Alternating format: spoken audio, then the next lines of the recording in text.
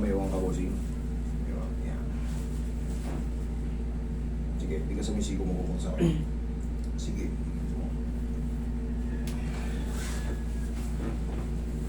Okay na kaya.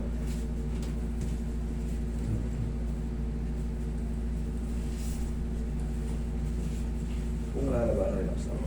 Oh my!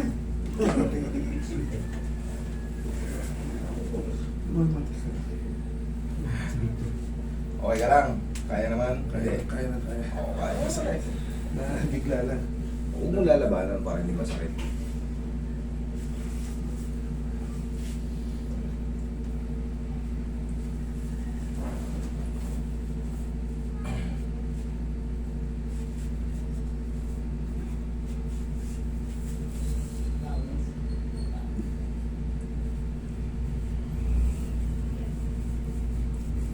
Palambutin ko muna. Magbabago na yan. Unti-unti na magbabago yan.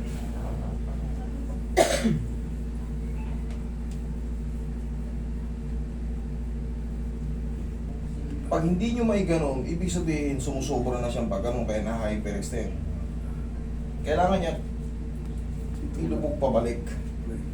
Kaya pag ginaganon mo, nagkakaroon ng irritation dito. Siyempre, pag naiipit yung mga tendons and ligaments, maaaring maging weakness yung pakiramdam mo. Mag-weak.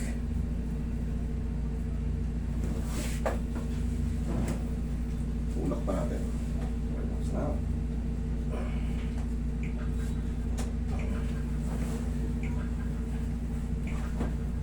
Relax na. Relax na.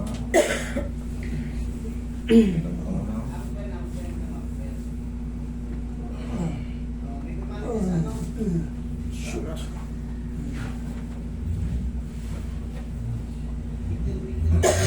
Diyan ka lang.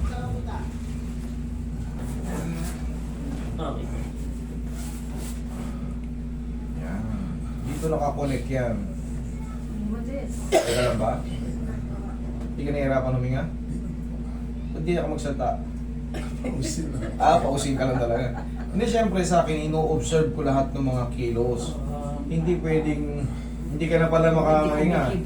Ang gagawin ko sa iyo, kung sakali, iuupo muna kita. Pero kung goods ka lang, na paus ka lang talaga, okay lang, diretso tayo. Yeah, okay, relax. Inhale.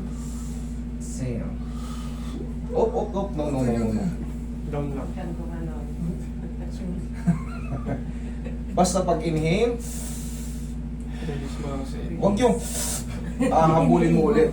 Hindi pwede yun. Hindi mo masakit to eh. Inhale. Down. Yun. Yan ka lang. Hindi kasi pwede yung titigas ulit yung dito nyo. Ngayon pag hinatak natin ng matigas yun, possible na ma-rupture yung mga artery mo rito or mga ligaments or tendons. Pag nagtilang ka, mukhang mahina yun kasi may nakasampang malaking bata. Pero pag walang yan, tsaka mabigat tong board namin, mararamdaman mo yun. Pero siyempre, tansyado ko naman yan. Okay po. Matawa na ng asawa mo. Kunti na kasi.